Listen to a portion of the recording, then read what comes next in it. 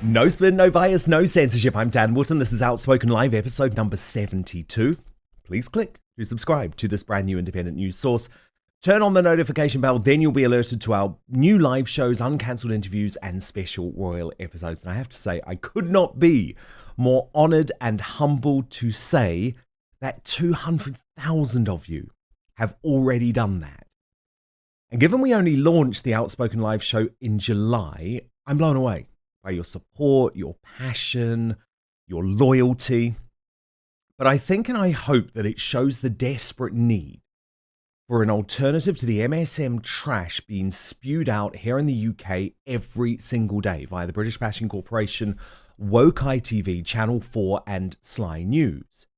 And by supporting an independent venture like this, with no billionaire overlords, no one telling me what to do or say, what you're doing is giving yourselves an alternative, because trust me when I say the MSM is on its deathbed. It is becoming irrelevant. We can see through its lies and propaganda and spin. Often it's shilling for the establishment too, or the Snivel Service or the globalist blob.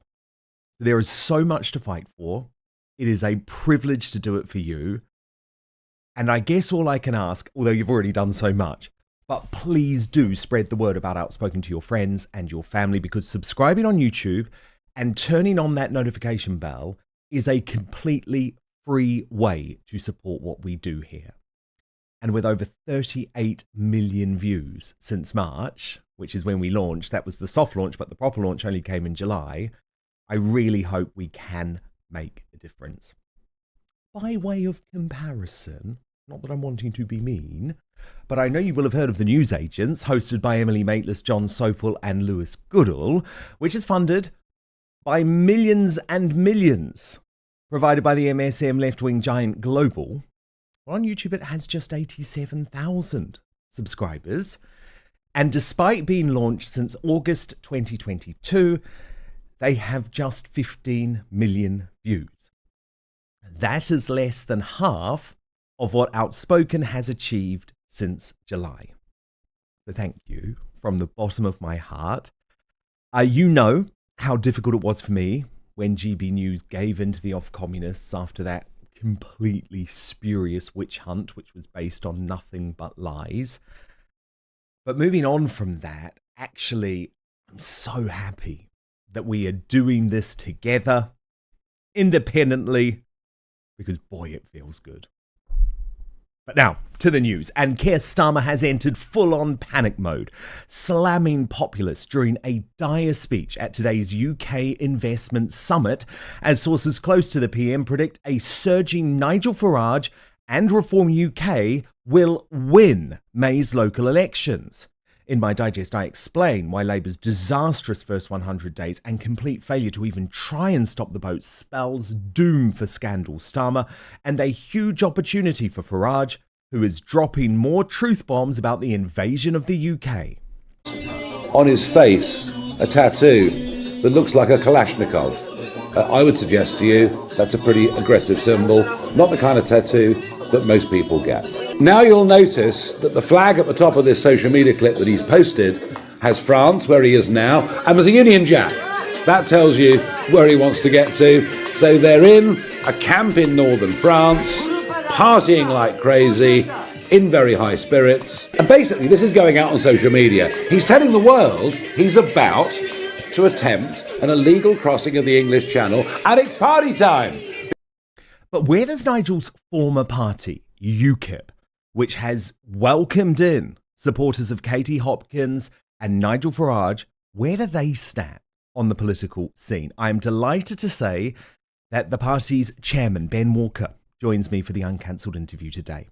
Also coming up, Carol Vorderman out at LBC as the left-wing station struggles to adapt to Starmer in power.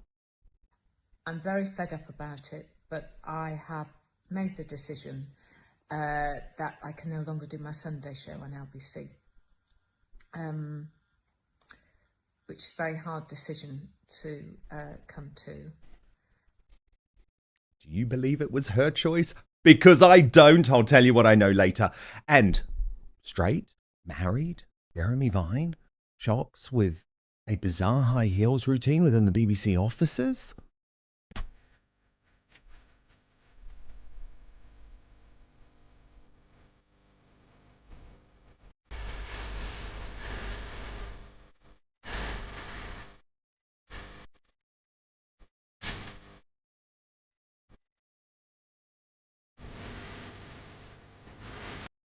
Sorry if that's disturbed you. Then, in the Uncancelled After Show, what is really going on in the troubled marriage of Prince Harry and Meghan Markle? I deliver exclusive reporting you won't get from the MSM, and you can register to watch right now at www.outspoken.live. That's the best way that you can support us, because it is a safe space, free of censorship, £5 a month, but you get 30 minutes of extra content every single weekday.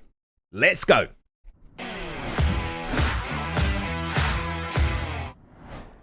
It's Panic Stations, folks. Scandal Starmer, whose first 100 days has been the biggest political disaster in modern British history, and a man who is obsessed with ensuring the MSM doesn't reveal his big secrets, well, he is facing an electoral disaster. Starmer's own allies told the Sunday Times yesterday that they are worried, and I think they're worried for good reason, that Reform UK will overtake Labour by the time of May's local elections. They know a political tsunami led by Nigel Farage is coming as the silenced majority rise up. And that isn't hyperbole, folks. Starmer is now the most unpopular Prime Minister in history after 100 days in office. And More in Common have become the first poll to not show a Labour lead since March 2022. Responding to that bombshell result, Reform UK Chairman Zia Youssef posted on X, Reform surges to new all-time highs in the polls, winning support from Labour and Tories. Reform has all the momentum in British politics and is about to shift gears. Farage ally Aaron Banks, one of the bad boys of Brexit, added, Reform only needs 2 points from Labour and Tories to draw level. Leading a national poll is within reach for Reform soon. But yet again, at today's investment summit, the uninspiring Starmer, and that's an understatement, was trying to dismiss our concerns as populism, as if that somehow takes away from the destruction of this country. We live in an age when political fires rage across the world. Conflict, insecurity, a populist mood that rails against the open values so many of us hold dear. Values which, as you know, are so crucial for making business easy to do. So it's clear he's terrified about what's coming and the anger we all feel, hence why he keeps using this populist bogeyman. But this is his record so far. How much can you get done in 100 days? Quite a lot. Here are just a few of the things our amazing new Labour government has achieved since the 5th of July. 1. We voted to strip millions of pensioners of their winter fuel allowance and voted to cover up the impact, so we have no idea how pensioners will be affected. 2. We've taken hundreds of thousands of pounds of freebies from donors for new glasses, clothes, football matches and Taylor Swift tickets. 3. We've talked down the British economy and destroyed consumer confidence. 4. Your energy bills have gone up, and we're no longer promising to cut your bills by £300. 5. We've made Labour voters for life by releasing thousands of prisoners from jail and onto our streets. Some of them have even already gone on to re-offend. 6. Our plan to smash the gangs has led to the highest number of illegal migrants crossing the Channel in a single day in 2024. 7. And infighting has forced Keir Starmer to sack Sue Gray after only a few months in the job. That's Labour's first 100 days. Change for the worse. And of course, the invasion of the UK via the Channel gets worse by the day, with seemingly no way for Starmer to smash the gangs. Indeed, Labour, or maybe I should call them Labour, is going to agree a 6-year contract worth £521 million to manage 2 migrant processing sites in Kent. And as Guido Fawkes pointed out, classic instance where what they say in public and what they expect in private are very different. Labour and government don't expect to smash the gangs. In reality, they plan on the basis that the boats keep coming, no change. So all of this provides such an opportunity to Farage, who isn't backing away from this issue. Is this the kind of person we want to come and live in our country? Is this the kind of person you would like to move in next to you? The guy's name is Madapasa. He's been living in Stockholm. He clearly wants to be a big star on TikTok, on social media. He wants to become an influencer, and perhaps he thinks his chances are better coming to the United Kingdom and doing it here. Let's start off with a clip of him in Stockholm. So here he is, surrounded by young women, boastful, we would probably think generally making a bit of a fool of himself. As to how old those females are around him, I wouldn't really like to speculate. But before you know it, Madapasa is there with a group of young men, and guess where they are? They are travelling. They are on their way from Stockholm through Northern Europe, and at the minute they're passing through Germany, and you can tell from the noise that's going on, they are in a highly excitable state. No prizes for guessing where they're headed to.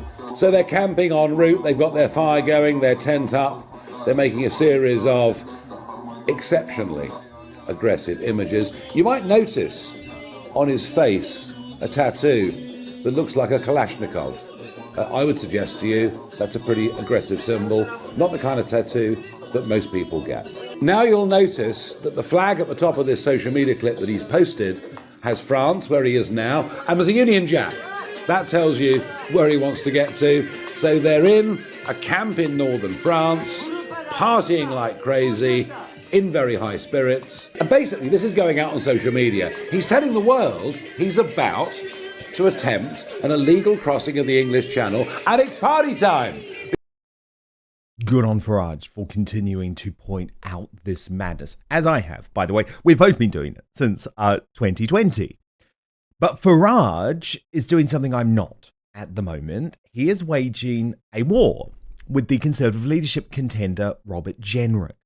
Writing on X, 471 illegals crossed the channel yesterday, and now the government is giving out 6-year contracts worth £521 million for processing centres. Starmer has no intention of stopping the boats. Politico now reports Jenrick is a hypocrite who was planning these long-term contracts to process channel migrants whilst he was in government. Don't believe a word that he says on anything. So you can see Farage is going for Jenrick because he is now outflanking Nigel on the right on that key issue of mass deportations, which I actually think will see Jenrick win versus Kemi Badenoch. And this is a very popular position, of course. UKIP's first MP, Douglas Carswell, wrote, "Pleased to see mass deportation become mainstream policy in the West, integrate or leave." World by Wolf added, "Reform and Farage will become irrelevant under Robert Jenrick. The right will be united under his leadership at the next election." And our superstar panellist, Connor Tomlinson, wrote, "Conservative contender Robert Jenrick has pledged to deport all illegal immigrants in the UK. That's well over 1 million foreign criminals. We can debate whether or not the tarnished credibility of the Tory party makes it possible for Jenrick to deliver this promise, but this is a strong statement of intent to reject the pro-immigration consensus of both parties since 1997. This should light a fire underneath Reform UK, who just last month categorically ruled out a commitment to mass deportation as the most popular policy for its base. If Reform want to continue to take votes from both Conservatives and Labour, it must take care and recognise that Jenrick could win the right wing's arms race and render them obsolete." So perhaps the big question is whether we can trust Jenrick, who has pledged over the weekend to make Jacob Rees-Mogg party chairman. Remember, Rees-Mogg is a man who has advocated openly for a merge of the Tories and Reform UK. But one member of the shadow cabinet told the I newspaper this weekend that they had assurances Jenrick would rein in his right-wing polemic if elected leader, which again leaves it all to play for for Nigel Farage on his march to number 10. But where does his old party UKIP stand? Let's find out now in our Uncancelled Interview.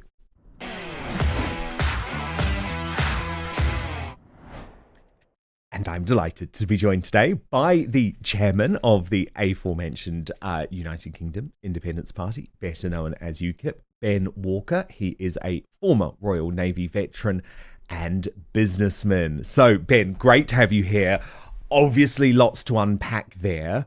But first up, where does UKIP stand right now on Reform UK? Because Farage is your former leader. There's lots of policy crossover. Do you support what he's doing, or are you in full-on competition with him? Well, hi, Dan.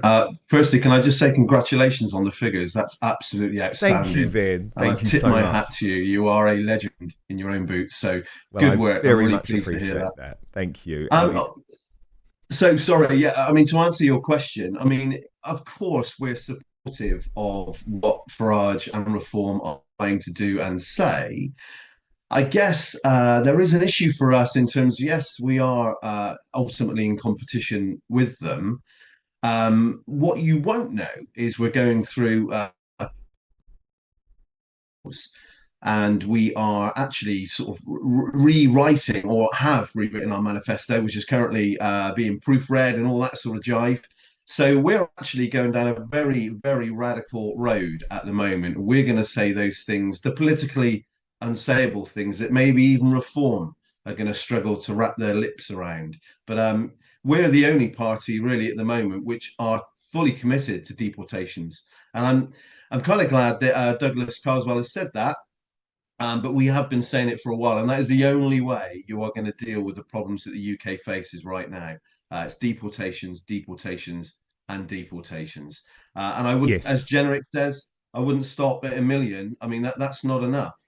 Any illegal here, there is currently, one illegal for every 100 people in this country. Wow. They are illegal. They need to be gone. It's as simple as that. There is a massive erosion of our very culture at the moment, at a rate of knots that nobody has ever seen. And that simply cannot continue.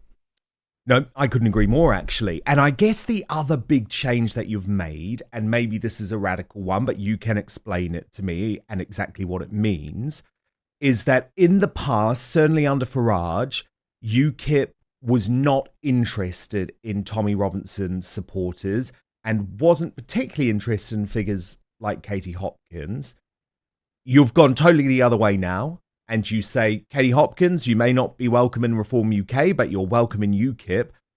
And you're also, I believe, opening your arms to supporters of Tommy Robinson who, we have to be honest about this, are not welcome in Reform UK. I'll be honest as well. I mean, it's always been a difficult debate for us ever since kind of, I don't know, way back when in 2015 when Farage was still very much involved. I mean, we have to be honest and recognise that these people, these patriots, they are our core base. They are our voters. And they're not at all. These are people that just believe in the country. They're not far right. They're just right so far. We've got to give these people a home. And in all fairness as well, Katie had just a few years ago. So Farage has got sort of blood on his hands, if you like, a little bit on that front, because he kind of created a power vacuum. So any opposition to Nigel whilst he was leader was stamped out. When he decided he was going to leave, that created a huge problem for us because there was no natural successor. There was no evident sort of talent within the party who could drive the debate forward, and we lost our way. And I think now we're very much finding that. We very much want to be a home for not only Katie and Tommy, if you like, but the people that support their views and their arguments. They are valid arguments. They shouldn't be shied away from, and they've got to be talked about and debated. And I think that, Reform are missing a trick there, but I'm kind of happy about that because that it gives you an opportunity. Would you consider offering Tommy Robinson the leadership of Reform? I'm sorry, of UKIP. Yeah, I've got no say in it, or no kind of play in the game with Sorry, Reform. Freudian slip. But that's fine. Hey, that's a very difficult thing for me to say. I mean, he's not a member. I certainly don't want to speculate. But what I would say is that we have a fantastic leader or interim leader at the moment in Nick Tanconi, who is really pivotal in the change of direction for us. He's recognised the gaps in the market, and he's basically steering UKIP down that policy path where he knows that there are arguments that need shouting aloud about from the rooftops, and that's exactly what we're going to start to do. Do you know what? I have been very impressed by Nick, actually. He's been a guest on Outspoken, and I think he's saying and doing absolutely the right things. But I guess the big question that a lot of folk will have about UKIP, because as you know, Ben, I was also a really big fan of your former leader, Neil Hamilton, too. I mean, you have really brilliant people under the UKIP umbrella. But are you a pressure group? Are you a group that is trying to change the political discussion, shift that Overton window, I guess? So, for example, try and push Reform UK and the Conservatives towards more right-wing policies, including mass deportations? Or do you genuinely want to win seats at the next general election? Good question, to be honest, and it's probably both. So we definitely want to win seats at the next election, and we are going to be targeting campaigns. So we've reformed that the first past the post system, albeit is back from, and you can actually get people elected. So yes, we very much want to do the same in 2029. In terms of where do we see ourselves fitting in the political picture, that's a difficult one because there's lots of moving parts which are out of our control. So I guess we want to win seats, but yes, we definitely want to affect and drive the debate too, which UKIP's done so effectively before. I mean, as you'll know, there would have been no Brexit referendum if it weren't for activists who were burning up their shit and knocking the referendum. So we want to drive that debate, and I think we can. Whether that be against a Tory party or whether it be Reform, who knows? But, from small acorns, big trees grow, and that's where we want to go again. We want to drive with this new radical approach and really put the pressure on and hold our politicians' feet to the fire. Indeed, indeed. Look, we're just going to try and improve the quality of your line, Ben Walker. So stand by while we do that. But in the meantime, I just want to show you the Labour MP Nadia Wootton, who is making some absolutely crazy comments about getting rid of the Wethersfield camp, where, of course, lots of illegals are currently holed up. And why I think this is really interesting, even though she's on the left of Labour, this shows you the sort of pressure Starmer is going to come under from his own MPs. I'm outside Wethersfield camp, where hundreds of people seeking asylum are being held. I came to speak to the residents and to see the work that Care for Calais is doing to support them. It's a completely inappropriate place for people seeking asylum to be housed. It's an ex-military base in the middle of the countryside without appropriate services. There isn't even a shop nearby. The site is surrounded by barbed wire and near a live firing range.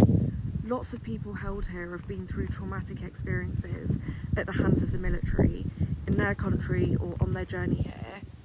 Being held here is re-traumatising. The men say it feels like a prison. There's a huge mental health crisis here, with many suicide attempts and instances of self-harm. The government has already committed to shut down the Bibby Stockholm. It's time to close all large sites, like Wethersfield.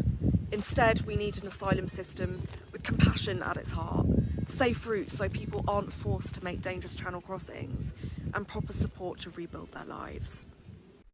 There is nothing compassionate about that woman.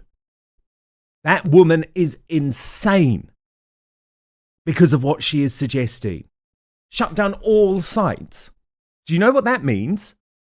the illegal migrants in your community. I mean, this is already happening. It's called Operation Scatter. You won't hear anyone in the mainstream media or the government talk about it because it's going on.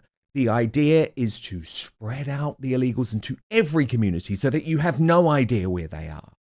And let's be honest, we know that many of the people flooding in are terrorists, are rapists, are criminals. Some are even murderers. And she wants them in your community. This is a dangerous policy, but trust me, it is what the left of Labour think. And Labour have proven that they have no real intention of stopping the boats.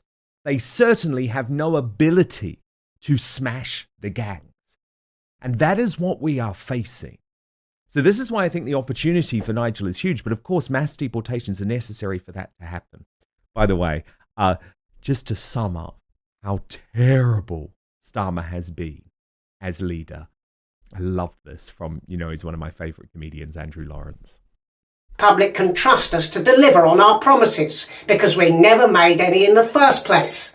I did say I was going to smash the illegal migrant smuggling gangs, and I've not made any progress on that because I've been very busy organising Sue Gray's generous severance package and shopping for clothes with money from Lord Ali. But let me be absolutely clear. If you think things are bad right now, just wait until Rachel Reeves announces her first budget at the end of this month. Prepare to have your pockets emptied. Change is coming. My father was a toolmaker. I'm out of my depth. I'm on the cusp of a breakdown. All donations welcome. Cash preferred. Breaking right now, the Labour Party, King Charles, and most significantly, our Foreign Secretary, Looney Lammy, are opening the doors for the UK to pay an astonishing minimum £200 billion reparation compensation because of our role in the slave trade. Now, this is a demand. By the way, £200 million, that is a very light estimate. Indeed, some of the estimates go up to trillions. This is because a group of 15 Caribbean governments has unanimously agreed to put slavery reparations on the table at the Commonwealth Heads of Government meeting attended by Charles in Samoa. It's been led by the Prime Minister of Barbados. But what the big issue with this is that King Charles himself did open the door up to such a potential policy just a couple of years ago. And here's a reminder of why Looney Lammy is so devastating to have in post during such sensitive discussions. I'm afraid, as Caribbean people, we are not going to forget our history. We don't just want to hear an apology, we want reparation.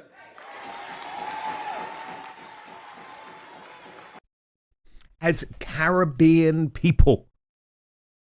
That's our Foreign Secretary, the British Foreign Secretary. Ben Walker, chairman of UKIP, back now. Ben, this is an incredibly slippery slope, isn't it? And unfortunately, even though I think King Charles has done a very good job since taking the throne, his wokery did in part open the door up to this. And it's a very unwise thing for the royal family to be even considering. Because as soon as you open the doors up to reparations, you also open the doors up to the royal family itself being abolished. Yeah, where does it stop? That's the problem, isn't it? We could all make a case for reparations of some sort. What about the Irish who were getting sort of ripped away from their island by the Romans and stuff like that and made eunuchs? I mean, we could just keep going. And you're right. Unfortunately for Charles, his wokery precedes him. So he has a difficult hand to play. With our good friend there, Mr. Lammy, I mean, the guy is just fundamentally a racist. There's no two ways about it. He is stoking division within our country, and that is not the way that I would see a Secretary of State or wish to see one acting. He's bad news. Actually, I mean, if you go one step further, this is a guy who's got he has two passports. He's got a Ghanaian passport as well. I mean, is that what you'd expect? I don't know. I mean, there's so many questions. I mean, there's just in Labour, within our Labour insidious Labour government. I've got a word I'd like to share with you, Dan. I love this word. It's a 17th century word, right? And it's called spuddle. Now, to spuddle is to work This is new for me. ineffectively. Sorry? It's new for me. So go on. What's the definition? So spuddle is to work ineffectively, to be extremely busy whilst achieving absolutely nothing. And I think it sums them up. They're giving it all the talk and all the rhetoric, whilst really they're achieving absolutely nothing apart from really stoking up division and then trying to cloak that with saying, well, you've got to watch out for the far right and all this populism because it's bad news. I mean, they really, really are tearing the heart from this country. The broken heart that was barely beating in the first place, but they are firmly stamping on that now. Yeah, completely. That's a really good analogy, actually, beating on our broken heart without any doubt. The problem with the reparation debate, though, too, Ben, is that it's one of those cases of you give an inch and they're going to take a mile. So these are extremists, and we have to just be very honest about the fact that they are extremists. So Mia Mottley, for example, who is the Prime Minister of Barbados, has been meeting the King earlier this month, praising the fact that Charles declared 2 years ago that slavery is a, quote, conversation whose time has come. And that's the risk, isn't it? Because we're never going to appease her. I mean, at the moment, Ben, we can't even afford, according to Labour, the winter fuel bill for our pensioners. Some of them World War II heroes who gave everything to this country.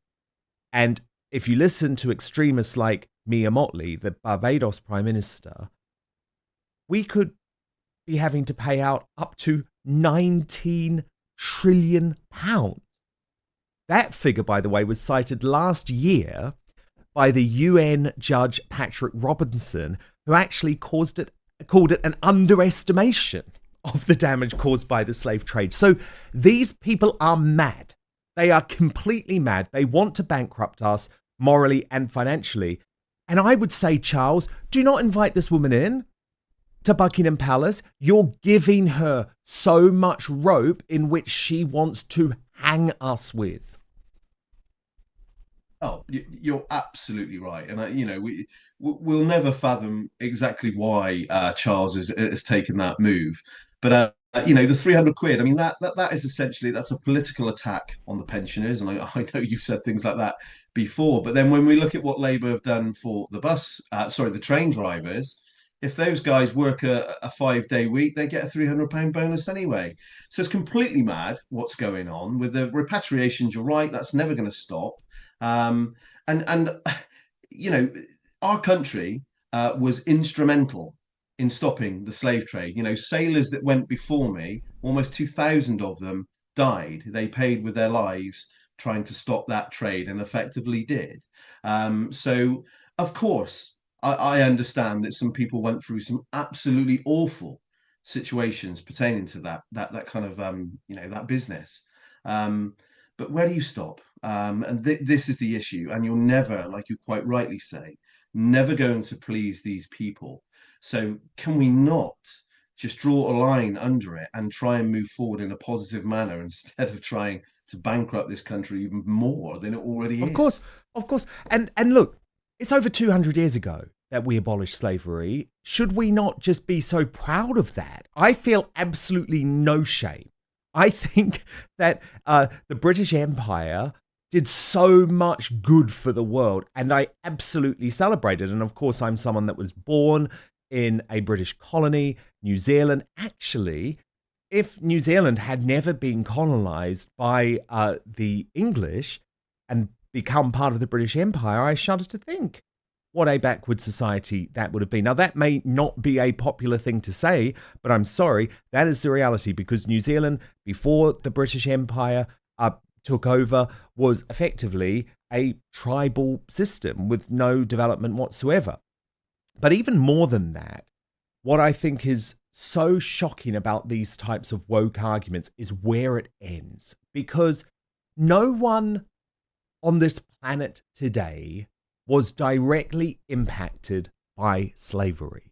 And if you open the door up to start saying reparations are deserved by people whose ancestors were somehow affected by it. Well, okay, what about gay people, for example? And I feel very comfortable on this front, given I fall into that grouping ban.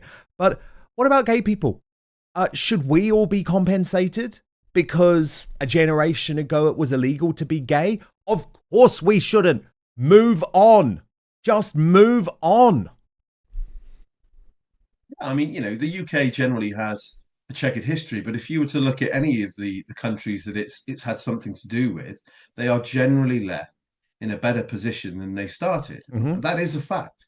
I mean, if you look at some of the countries that France colonized, well, they definitely didn't end up in a better state. So New Zealand is an absolute success story. Yeah, and you're quite right.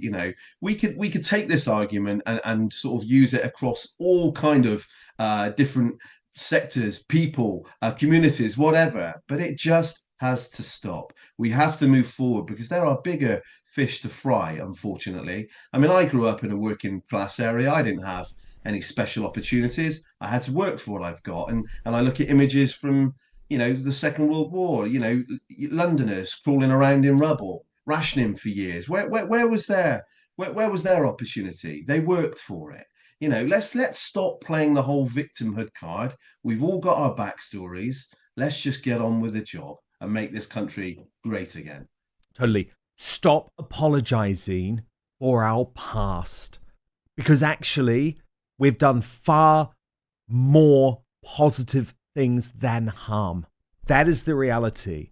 And the reparation debate is leading nowhere. I believe it's a woke trap.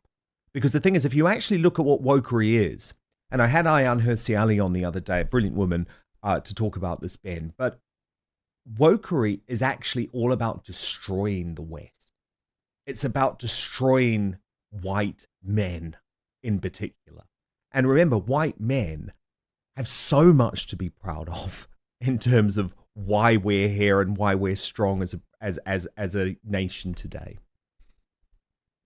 Absolutely right. We should all be proud of what we do, what we have done, what we've achieved, and what we'll continue to do. And wokery is exactly that. And the problem with life as we know it these days is that we are so busy fighting mini fires on every front that we just can't get behind any one cause. And you're right, this stuff is by design. That it's by design. It winds people up. It lets them focus on one thing while something else going on, and they literally cannot concentrate their firepower on one thing and make things good.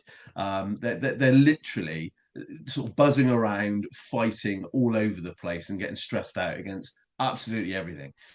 So wokery has a lot to answer for, but you're right, it's a weapon deployed by the left quite effectively as well, and it's ingrained. And we really need to work hard at rooting that out of our system now. And it starts with the establishment, it starts with schools, it starts with the unis, all of those things, because it's ingrained and it is a cancer.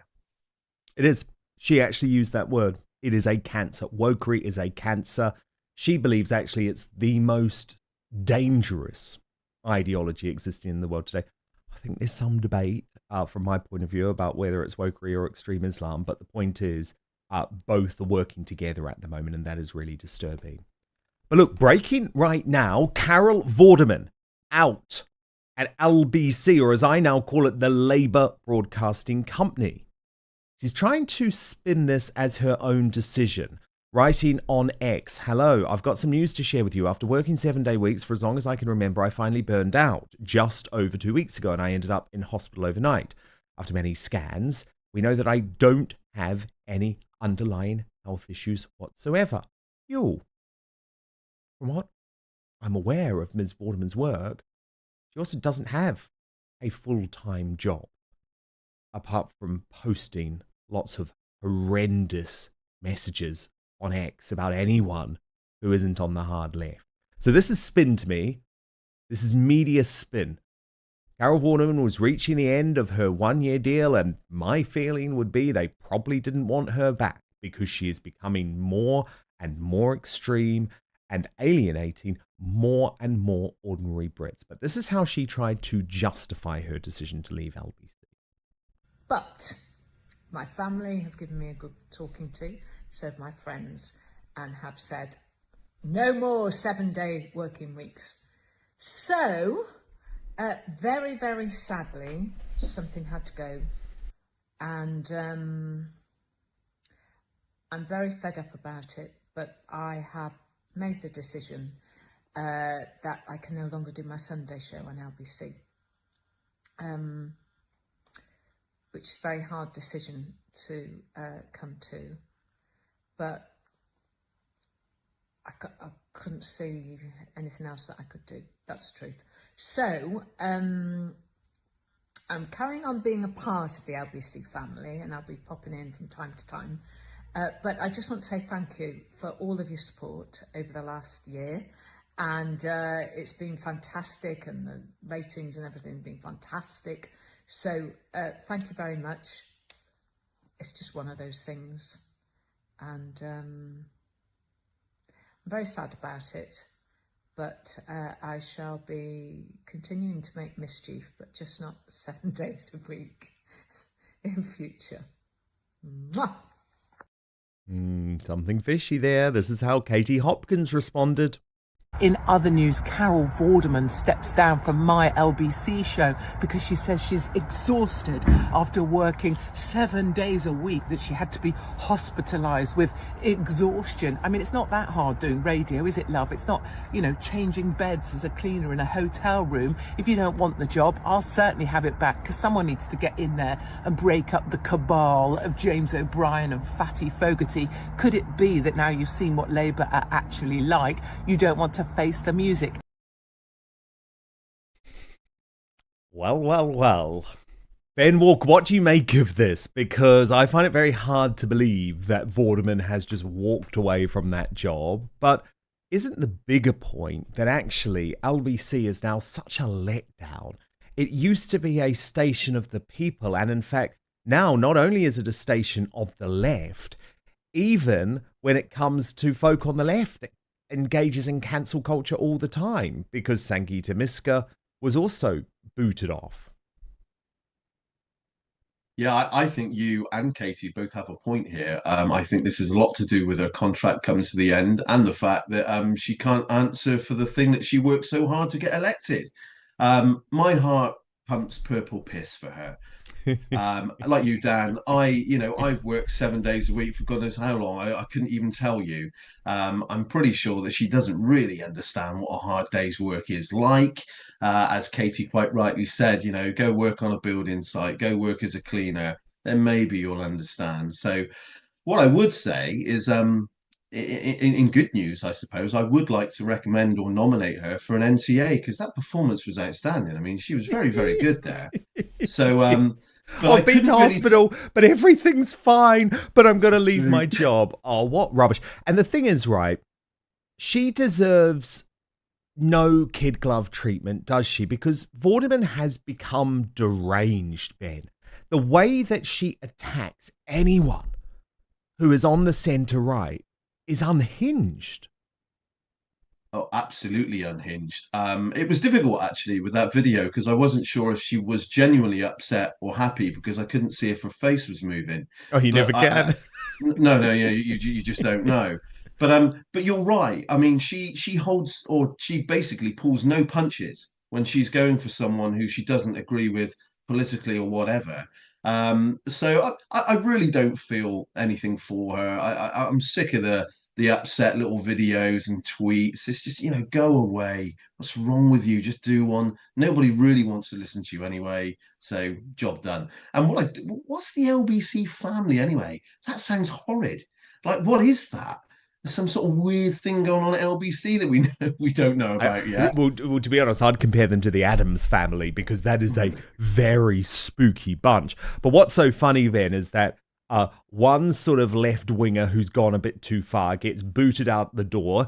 In comes another one. This time, the equally horrendous Matthew Wright, a really unpleasant guy, actually. He used to host the show before me at Talk Radio, and people couldn't stand him because he's so weird and so rude. But there's this great moment where, again, he's so tortured by the fact that his listeners are actually revealing to him that you backed a dud. This Labour government is a dud, and you can see the colour draining from his face as he thinks, How on earth am I going to defend? The first 100 days of Labour have been an unmitigated disaster. I think they've been marked by fleas, scandal, cronyism and incompetence. But above all, they've been marked by the ideological decision to remove the winter fuel allowance from 10 million pensioners. That has overshadowed everything. Keir Starmer keeps saying that there's a £22 billion black hole in the finances. Yeah, which is why they need to remove 1.4 billion of winter fuel allowance. Yeah, I've just worked out on the back of a post-it note that since July, Labour have spent £70 billion, 22 billion on carbon capture and storage, 11.6 billion on foreign aid, 8.5 billion on DB energy, 7.5 billion on the wealth fund, 3.6 billion to Ukraine, and on and on and on.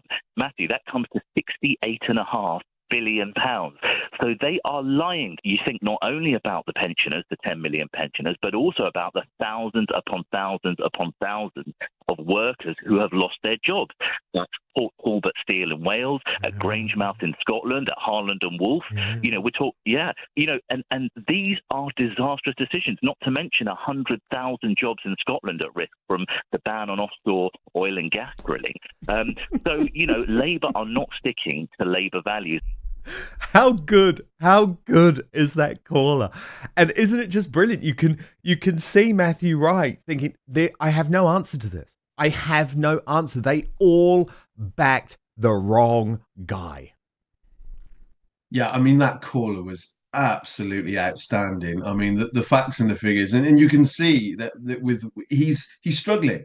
He's looking away. He's almost in agreement. He wants to nod and say yes. I mean, there's a point where he turns away like he's going to throw up with the truth bomb that's just landed on top of him. And it's such an awkward call for him. And I think it's absolutely brilliant. But you must always beware of a guy who has a rat's tail. So, yeah, he's definitely one to watch. But what a call! He's a weirdo. And, yeah, he's a total weirdo. Let's be honest. But then, so eloquently put. But you know what LBC is now doing, Ben? That they need to look for new enemies because it's all about distraction. So the latest enemy is, of course, Elon Musk. This was a crazy decision, by the way, for Labour to exclude the world's richest man from today's investment summit. I mean, it shows that they're a complete joke of a government. But before we get to that, can we just look at this discussion on LBC between Stephen Fry and Andrew Marr as they decide that it's Elon Musk, because he's fighting for free speech and speaking up for common sense, that is actually the biggest threat to the world. You were one of the first people out of Twitter. Yes, because of him, exactly. So just tell people why you left. I began to see signs of woeful and worrying qualities in this Musk man. And I saw him veering off into the kind of... I don't want to use words like narcissistic personality disorder because I'm not a psychiatrist.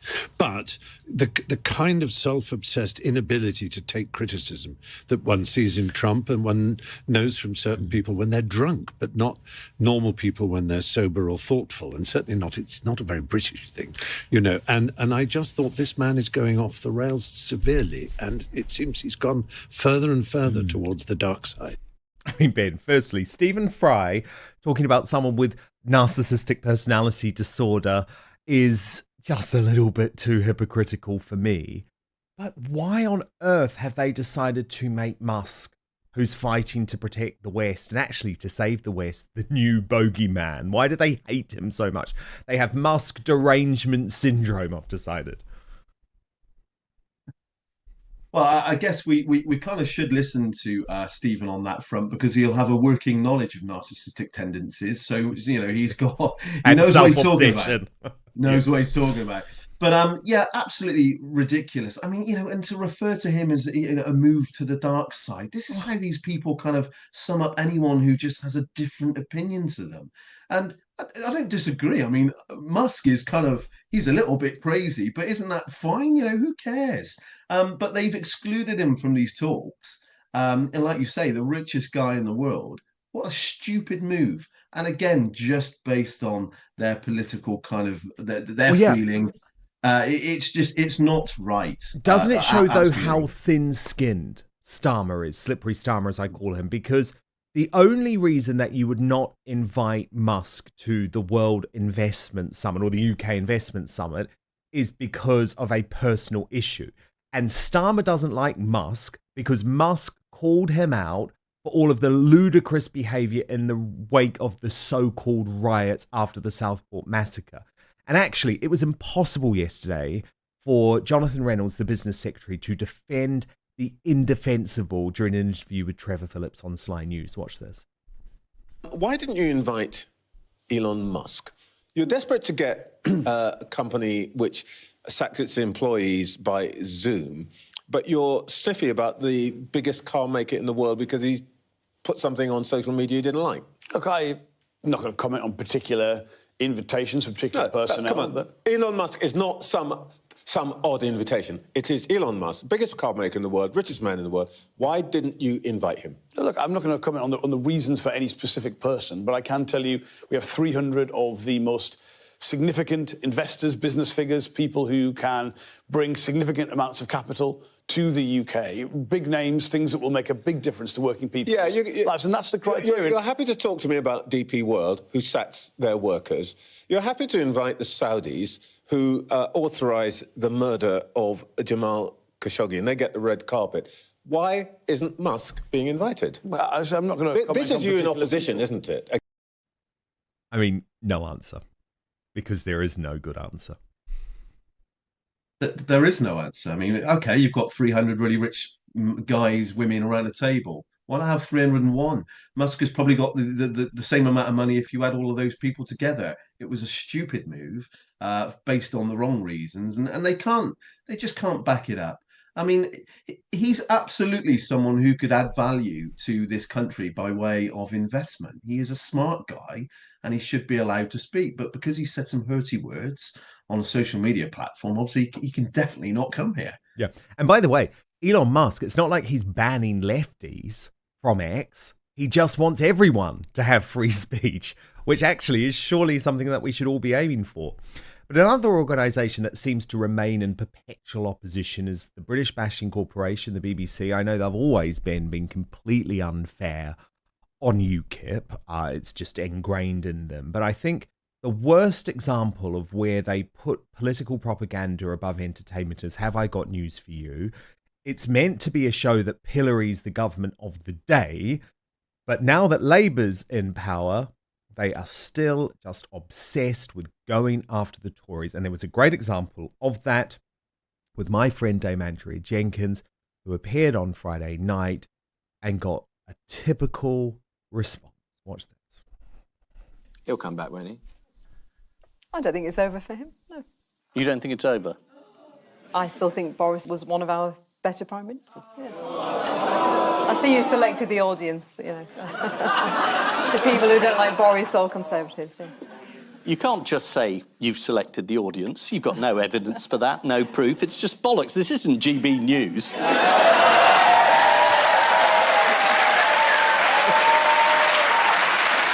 Hang on, isn't this GB News? I thought I was on GB. We're in the wrong place altogether. Anyway, right. It has been another week... No, don't go. No. Sorry, that was a bit late, wasn't it? Just pathetic, isn't it, Ben? Just absolutely pathetic. They have their targets, Boris Johnson, Brexiteers, and GB News. And in fact, would you not think that this absolute shit show from Labour would have given them so much good content if they were actual comedians rather than political propagandists? Yeah, I mean, if there was ever a show that needed to be canned, it's that one. It's well past its sell-by date. Just like most of what the BBC produces now, it's utterly in the bin. I've used the word earlier for the Labour government, but the BBC's the same. It's an insidious operation. It needs to be broken up. And I've been involved in shows, be it in regional BBC shows or national ones, in the audience and on the panel. And you can quite clearly see that there are paid people there, or they are selected based on their political views. This is nothing new. They're continuing to do it. And quite frankly, it's boring. It is. It's so boring. And the great thing is, it's not going to be long until the BBC is done because consumers are making their choice. There's some weirdness going on within the BBC, though. Jeremy Vine sparking a lot of debate for deciding to prance around the corporation in high heels. It's a disturbing video. I'm going to show it to you in 1 minute, and I'll get your reaction, Ben. So stand by.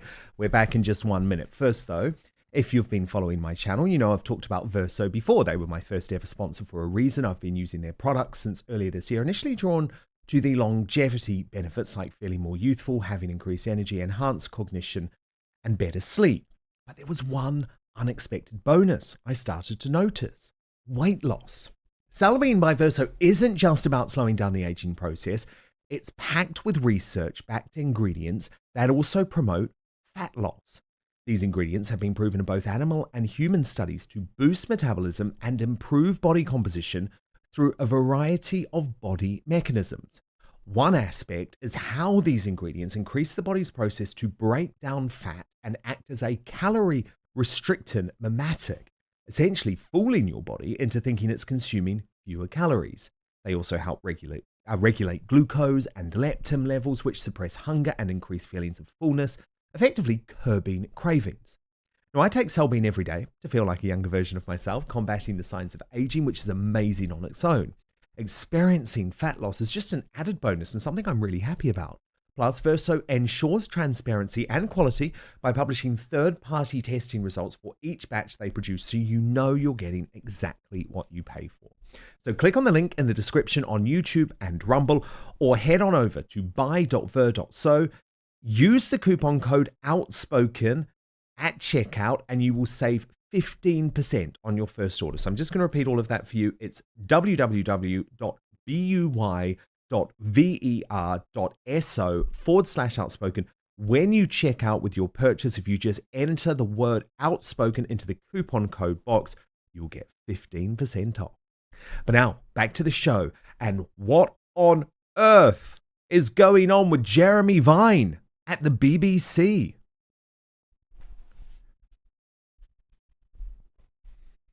It will disturb you, I promise.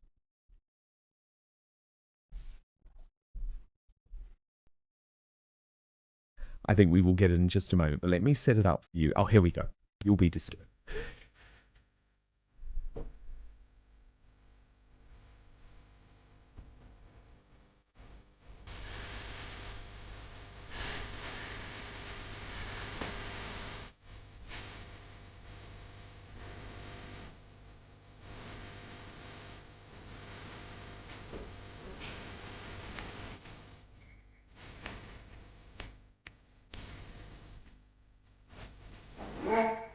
To be honest with you, I'm really liking it. Okay, Ben Walker, it's not often I'm speechless, but what? He's a news presenter on Radio 2. Yeah, I saw that and literally wanted to smash my head through a wall. I mean, it's vile. It's Jeremy Vile, basically. I mean, okay, all right. Is he having a laugh? Who knows? But he's obviously doing it in BBC time. I'm not sure what that has, if it anything, to do with what he does. And you can see the roars of laughter in the background where he's running and saying he really enjoys it. It's just wrong. It's complete misuse of public money. It's not what he should be doing. It's like Gary Lineker commenting on political matters. Stay in lane, do what you do, and just shut up and stop bringing that corporation into disrepute, because that's essentially what you're doing. And I'm glad that, you know, only a shoebox of people watch that now, because that's not right. It's not funny. Just pack it in. Yeah, exactly. And if you want to dress up in high heels, that's fine. Do it in your own time if your wife is okay with that, I guess. But prancing around the BBC, no, very, very odd. Very odd. And also not really, you would think, the look the BBC was wanting after the issues with Hugh Edwards and everything else that I've been going through. Yeah, that's a massive miscalculation, isn't it, when you think about it? You know, given all the hot water that they've been in recently, and then to go and do something as idiotic as that. I mean, I also have some concerns about the shorts that he's wearing and the shirt being tucked in the manner in which it is, but I'm not the fashion police. But Yeah, No, the neither guy am I. should really Neither am I. just But the stop. point is, you're a news reader. Go in, read the news impartially, and do all your silly stuff at home, away from the BBC. What you get up to in your own bedroom, that's absolutely fine. No judgment from me. But don't be doing it within the halls of the BBC. But I think, Ben, it just shows you how much the BBC has fallen. I mean, imagine David Dimbleby looking at that, and just thinking, what the hell happened to what was, once a great organisation, but no longer an organisation that we can be proud of. But Ben Walker, it has been so good to have you. We'll be very interested to see this new policy proposal, this radical new shake-up from UKIP. So please do come back, maybe with Nick Tenconi, once you're ready to unveil that. Of course. Thank you very much for having me down, and keep up the excellent work. Brilliant. Ben Walker, the chairman of the United Kingdom Independence Party. Thank you so much, Ben. But look, coming up in the Uncancelled After Show, we've got a goodie. What is really going on in the troubled marriage of Prince Harry and Meghan Markle? I deliver exclusive reporting you won't get from the MSM, and then we get reaction from the brilliant Royal News Network. It's very important to me that we have a safe space not controlled by big tech, because censorship and control runs deep on big tech. So if you head to www.outspoken.live, it's our membership section where you get half an hour of extra content every day. You just need to register. It's £5 a month, and then you will be able to watch the show. Most importantly, though, it means that I am able to continue creating this daily news show. Now, 200,000 of you, as I revealed at the top of the show, have already subscribed. So if you haven't already, please do hit subscribe in YouTube or Rumble. Turn on the notification bells. It's completely free, but it means that I'm able to continue doing this because it's part of that support. Back tomorrow at 5 p.m. UK time, midday Eastern, 9 a.m. Pacific. I promise to keep fighting for you, and I hope to see you on the Uncancelled After Show in just one moment.